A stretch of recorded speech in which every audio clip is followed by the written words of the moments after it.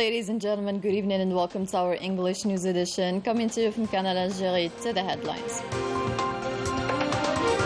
The President of the Republic, Abdelmajid Tebboune, chairs a special meeting on the control of the market and the fight against speculation and gives strict instructions to fight this phenomenon.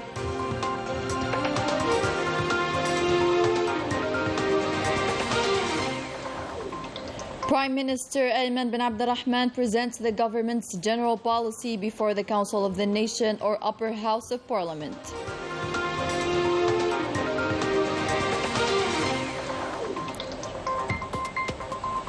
Algeria is elected as a permanent member of the UN Human Rights Council as a token of its pivotal role in consolidating the humanitarian values and principles in the world. Sheikh Jafar Olivki or Abu Abdel Salam passes away at the age of 76 and the President of the Republic extends his condolences.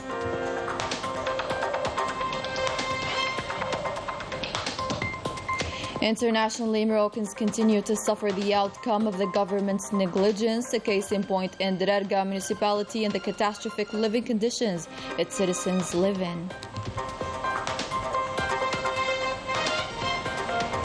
Good evening, those are today's headlines. First in our news, the President of the Republic, Abdelmajid Tebboune, chaired on Tuesday a special meeting on the control of the market and the fight against speculation.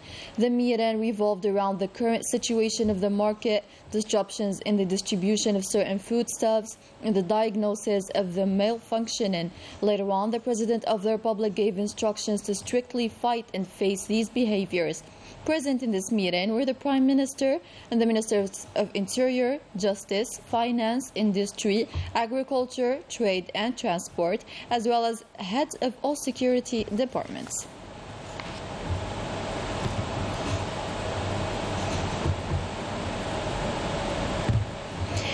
People involved in speculating main foodstuffs of large consumption were brought before justice at the level of the Sidi Mohammed Court in the fight against terrorism section here in Algiers as part of fighting this phenomenon. These individuals hail from the following provinces: Boumerdast, Bissa, El Tarif, Tmenral, Sitif, Suqahras, Jilfa and Wargla.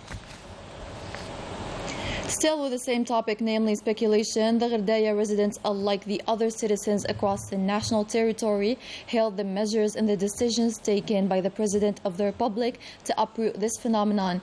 They believe that this move is likely to protect the purchasing power of citizens, safeguard the national economy, and improve the social situation of people. However, they called on customers to buy only what they need, notably in terms of basic foodstuffs, so as to maintain prices as they are to the benefit of all. Prime Minister Ayman bin Abdurrahman presented on Tuesday before the members of the Council of the Nation in a plenary session chaired by the President of the Council, Salah Goujil, the government's general policy statement. In the presence of members of the government, the Prime Minister presented in figures and detailed data the actions of the government in many sectors as well as the achievements recorded since September 2021. Ayman bin Abdurrahman affirmed that the state recovered the economic dynamic as approved by the major international financial institutions, that it will always maintain its social character.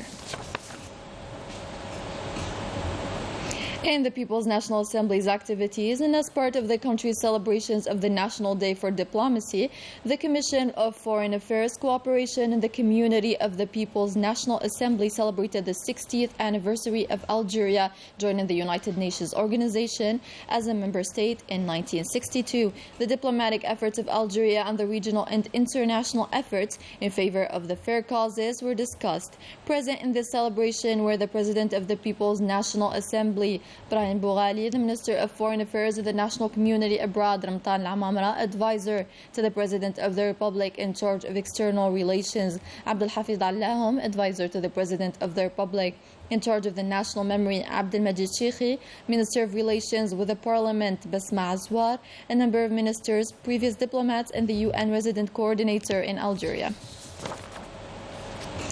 The opening ceremony of the Algerian European Union Forum on Energy took place on Tuesday in Algiers in the presence of several ministers and government officials from the two parties to promote investment and industrial partnership between Algeria and the European Union. Man al-Ammari.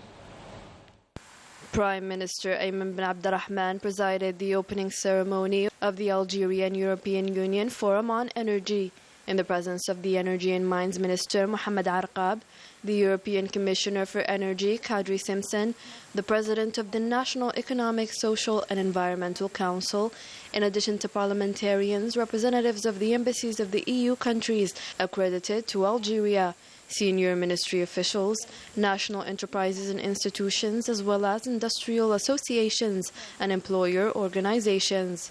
The two-day forum aims to promote investment and industrial partnerships between Algerian and European companies in the energy sector and to engage in mutually beneficial partnerships. I would like to remind you that the cooperation between Algeria and the European Union is not new. We are celebrating the 20th anniversary of its establishment, which in turn enabled the development of partnership frameworks that are now necessary to continuously improve and strengthen this cooperation, which put into effect several initiatives and measures that were strengthened in the field of energy with a memorandum of understanding and an administrative agreement that framed the high-level dialogue between the two parties. This second forum is one of the tangible results of this dialogue, considered an essential element of the partnership between Algeria and the EU, since providing energy is a safe, sustainable and competitive way to lay the foundations of sustainability and prosperity between the two parties. It is necessary to reinforce and evaluate the dialogue with our European partners in all fields in order to consolidate this cooperation and work together towards a win-win partnership that guarantees and preserves both sides' interests.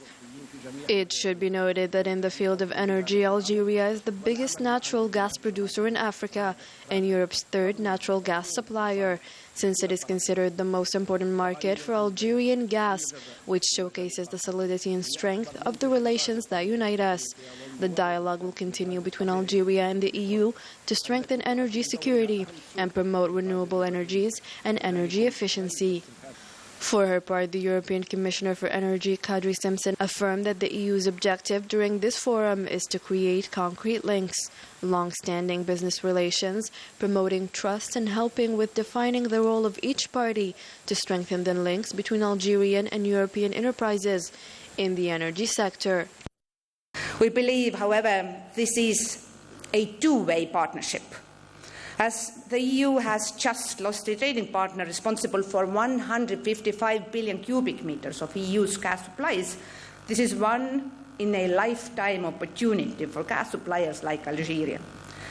This is your opportunity to strengthen your role in a market that by 2030 is estimated to be still 90% dependent on fossil gas.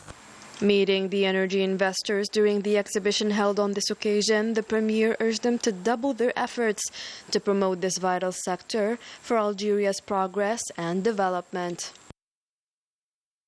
Mohamed Yunus al-Menfi, chairman of the Libyan Presidential Council, arrived on Tuesday in Algeria for a two-day visit. He was welcomed upon his arrival at the Houari Boumediene International Airport by Prime Minister Ayman bin Abdurrahman in the presence of the Minister of Interior, Local Collectivities and Territory Planning, Brahim Merred.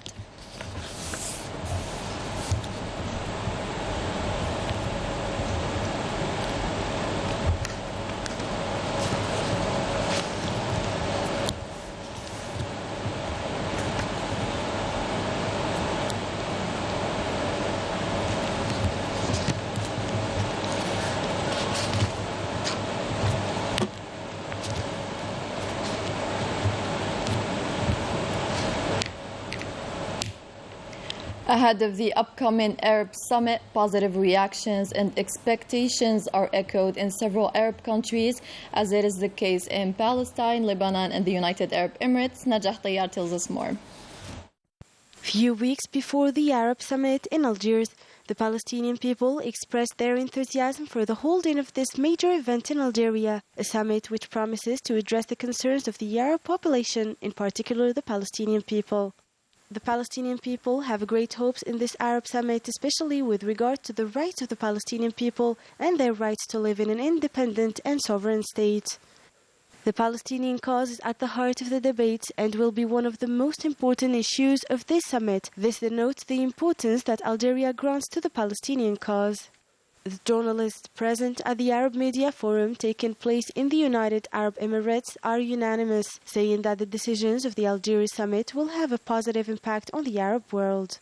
This summit is to be held in a distinct international context, and the fact that it will be held in Algeria will make it special for all Arab citizens who aspire to freedom and sovereignty of the Arab nation apart from any foreign interference. The Kingdom of Bahrain is honored to participate in this summit and to contribute to its success as well as to the stability and the peace in all Arab countries.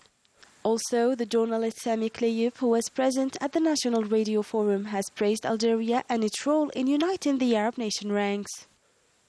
This summit will be a success given that Algeria has the capacities and the means, as well as the Algerian youth's will of uniting the people, the army and its leaders, something that is rare in the other Arab countries. As I mentioned in one of my articles, the Arab nation needs to be inspired by Algeria to regain its dignity and build a common future for all the Arab countries. Otherwise, no unity of the nation is possible. The Algerian summit is not only the hope of the Palestinian people, but of all the Arabs who are eagerly waiting for it. Algeria was elected as a member of the UN Human Rights Council for the period from 2023 to 2025. Created in 2006, this UN body is tasked with promoting and protecting human rights. More details with Anya Al-Bahri. Algeria's meritorious election comes as a token of its key role as a pivotal country in the region and its keen interest in promoting the principles and values of human rights in the world. Algeria won a total of 178 votes in these elections that took place in New York during the 17th plenary session of the United Nations General Assembly, through which 14 new countries will join this United Nations body in charge of promoting and protecting human rights in the world and dealing with cases of human rights violations and making the appropriate relevant recommendations.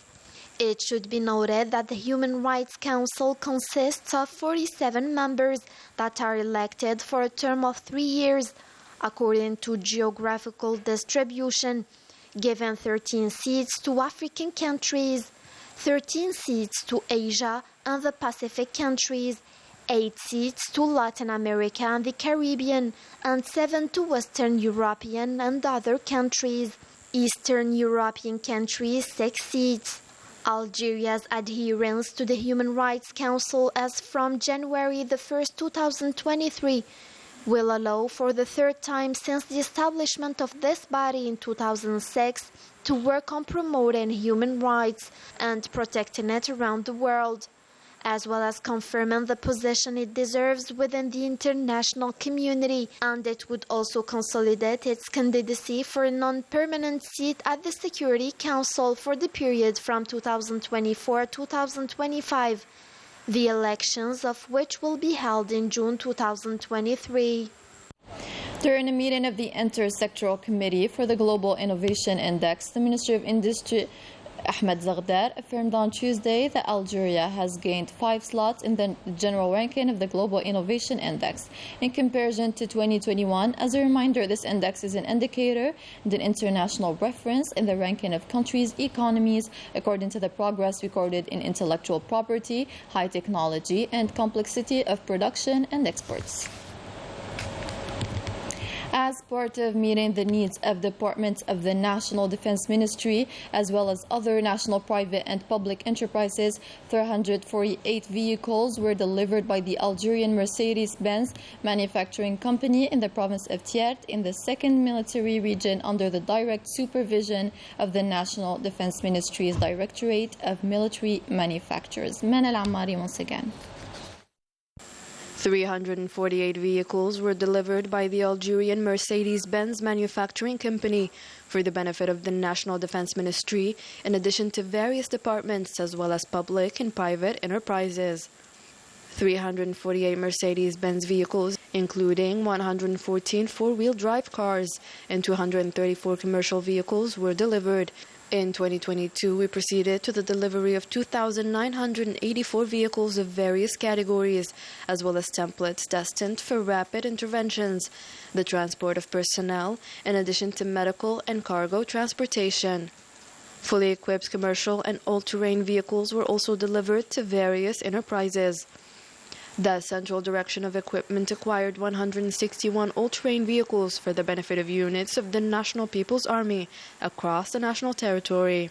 I represent a private hospital located in Kolo. We just received 2 fully equipped ambulances. This cooperation represents the will displayed by the National Defense Ministry as part of their strategy to meet the needs of the national market by manufacturing high-quality vehicles in accordance with the development of the military industry. In a sad news, the renowned Algerian scholar Sheikh Ja'far Oulifki, known as Abu Abd Salam, passed away on Tuesday at the age of 76 years old. Following this painful ordeal, the President of the Republic extended his condolences to the family of the deceased, presenting his most sincere condolences and feelings of compassion, asking Allah Almighty to grant the deceased His holy mercy and to welcome him in His vast paradise, and to grant his family patience. Indeed, to Allah we belong, and to Him we shall return. Abroad, the Sahrawi People's Liberation Army's attacks continue against the Moroccan occupation forces that are sustaining heavy human and material losses along the Wall of Shame. On Monday, advanced detachments of the SPLA intensified their bombings against the Moroccan occupation forces in the regions of Rous Oudiat, Ishadida, and El Faynis in the sector of El Foursiya.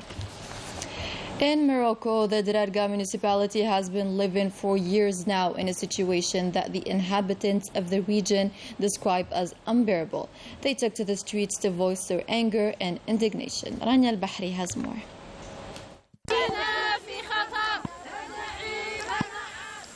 Marginalized for years, the inhabitants of the Drarga region in Morocco can no longer bear the injustice of which they are victims and the precariousness in which they live. Moroccans took to the streets to demand a decent life, drinking water, schools and hospitals. We demand our rights. We suffer from marginalization in all aspects. Our schools suffer from overcrowding. Even a garbage truck is not available. We don't have schools or middle schools. These latter suffer from overcrowding. We demand that schools be provided. Anger and outrage have reached fever pitch as Moroccans who are fed up with the false promises of their country's leaders are demanding radical change. We are marginalized to a degree that the mind cannot imagine. We demand the provision of the most basic needs. Officials promise us to settle the situation, but their promises are mere lies.